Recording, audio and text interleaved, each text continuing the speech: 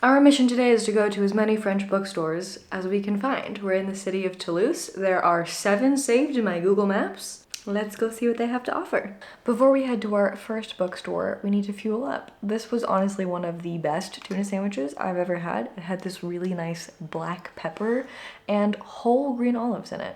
My espresso was way too hot to pick up, hence my awkward talons. Okay, on to the books. Our first stop was Fnac, which is a huge retail store that had an extensive collection of books.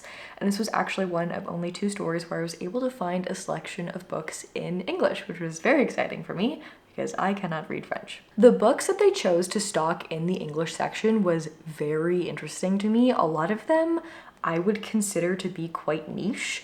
They had House of Leaves, which I can't even find in most American bookstores. It's one of my favorite books of all time, so I was very excited to see it here, but very surprised to see it nonetheless. Going about this day, the most interesting thing to me was thinking about what books a country chooses to stock in its bookstores. And I kind of assumed they would be similar to the books that we stock in bookstores in the US, but that was not the case. Especially in this English section of the bookstore, I expected to find a lot more Colleen Hoover, contemporary romance, but I was surprised to see a lot more literary fiction and niche genres like horror and even cozy fantasy. After perusing the English section, I moved on to the French books. Of course, I did find the entire Fourth Wing series here and in many other bookstores, and lots of other popular books as well, but I did notice a lot of differences in the books that I was seeing. Of course, a lot of us know that covers and titles tend to be different for different book markets, but it was really cool to see covers that I don't typically see in our bookstores. Like one of my highly anticipated books, which is Witchcraft for Wayward Girls by Grady Hendrix, and is called The Mansion of the Lost Girls in French.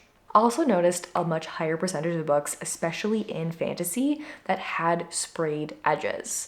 Now, sprayed edges have really taken over the publishing world in recent times, but this was still way more than I was used to seeing. And the quality of the sprayed edges was also amazing. These designs were so intricate and used a lot of different colors. I feel like even 6 months ago, a year ago, I was only seeing very few books with intricate sprayed edges, and most of the sprayed edges I did see were just solid color, and that was not the case here. It was also interesting to see different formats of books, like the size and shape of books was different as well. I think in the US, we basically only have paperback books, standard hardcover books, and then mass market paperbacks. That's the most common. And although I did see those sizes and shapes of books in French bookstores, what I also found was a lot of books in this kind of new format I hadn't seen before. It kind of feels like it's serving the same purpose as a mass market paperback.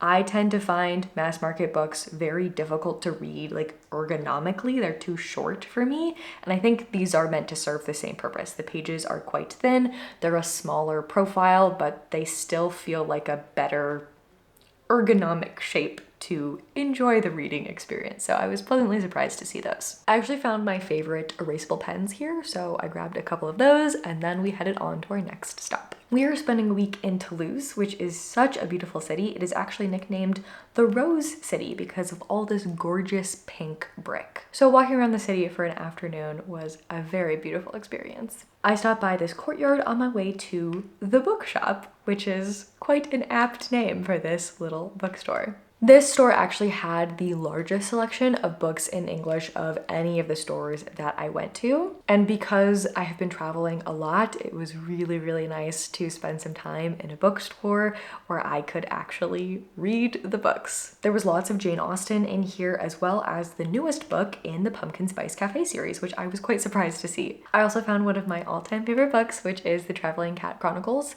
I bawled my eyes out while I finished this book when I read it. So I was even more excited to see that they had The Goodbye Cat by the same author. I was really excited when I heard about this book, but I haven't really gotten much information about it since I knew that it was going to be released in English. So I was really, really excited to find this here in an edition that I could actually pick up and read the back. And although it definitely would not fit in my bag, I was very, very sad to need to leave it behind.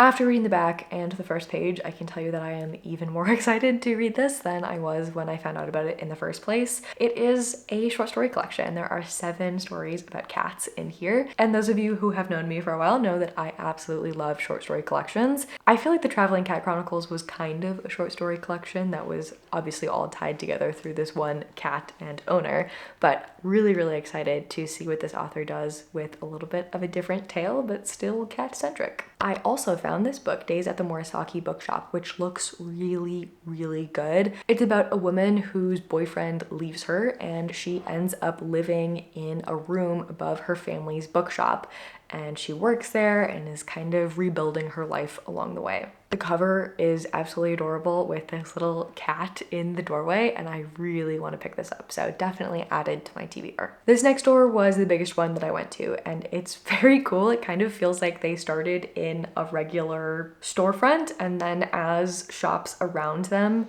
closed and went up for sale or for lease, they kind of picked them up and added them onto their bookstore. So I had a great time exploring through all of these little corridors and getting lost in the maze of books.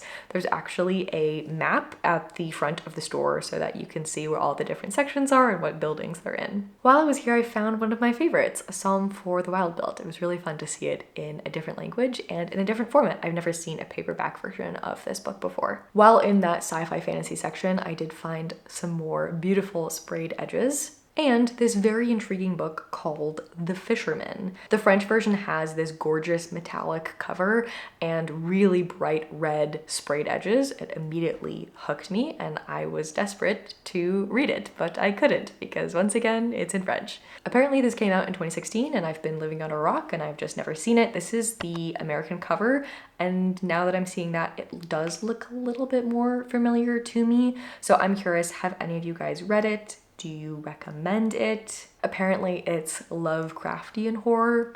I'm intrigued, I'm curious. I think the French cover looks a lot more interesting than the English one, so curious to hear your thoughts. It was actually very sad to be in all of these bookstores full of books that I was interested in, that I wanted to read. The covers or the titles hooked me in and I wanted to pick them up and read their first page or read the back of them so I could see what they were about. And it made me want to learn every language ever so that I never am in a world of books that I want to read and can't read. I felt a little bit like I was sitting on a boat in the middle of the ocean and I couldn't drink any of the water around me and I was dying of thirst. Across the street from this bookstore, we are actually still in the same bookstore due to its unique layout, but this really felt like a tiny little bookstore in and of itself because it was entirely devoted to cinema and film. So all of the books in this section were film related and also had an extensive collection of DVDs as well as these adorable Studio Ghibli film posters that I found and definitely would have come home with me if I had been able to fit them in my bag. This was such a cool little bookstore annex. Okay, onwards to Terra Nova, which is a very small but very cute store that was so packed full of people that I did not want to film very much in there, so I apologize, I don't have many clips. But one of the most interesting things about this bookstore is that it was arranged by location, by country. So you had sections for like Spanish and Portuguese books, and there was a section for French books, and a section for Ukrainian books, and you could kind of browse by location, which was really cool, especially because I'm in the middle of doing this series where I'm reading books set in places by authors from those places. So once again, had I been able to read the books, it would have been a really great place for me to get ideas for the rest of this series. I thought it was a really cool way to organize a bookstore, and this was probably my favorite bookstore that I checked out while I was here. In another world, I would love to go back when it's less busy, and obviously when I can read French, buy a book, sit in this cafe, and just spend all day chatting with people and reading my little book. On our way to our next stop, I found this little cloister alleyway situation, which had paintings on the top, and it was extremely cool. And that brings us to our last stop, and this shop is entirely romance. This was such a cute store, and I loved how they set it up. It was not just pure romance books, but books of all genres that had romance in them, which I thought is such a good way to introduce people to other genres. They know they like a romance plot or a romance subplot, and they can come in here and pick any book. They know there's going to be romance in it, but they can get introduced to so many other genres, including horror. I did not know that Witchcraft for Wayward Girls, which is a tongue twister to say, had romance in it. So if you've read that, please spill the details. I need to know what the romance subplot is in this. I haven't read it yet, but I think it needs to move higher up on my TBR. I saw this book so much today. The French love Gritty Hendricks. I also keep seeing this around, so fellow horse girls, please let me know.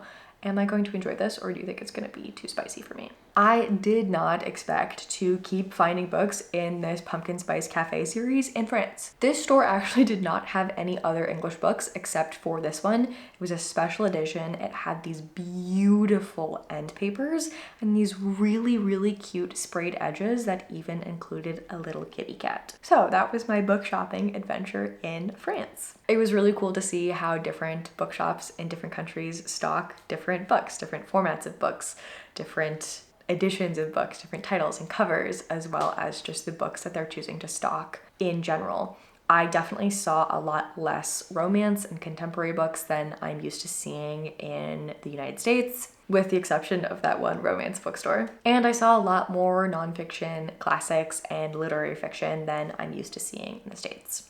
Also much less fantasy and sci-fi, but most stores did have a small section for those books. And a few stores had entire large sections devoted to manga, so that was really cool to see as well. I've also never seen an entire cinema section before. That was a really, really interesting thing to be able to experience. So let me know in the comments what is your favorite bookstore that we visited together in this video, and let me know what things you think are unique about your country. I know you guys come from all over the world, so have you noticed anything unique about your bookstores?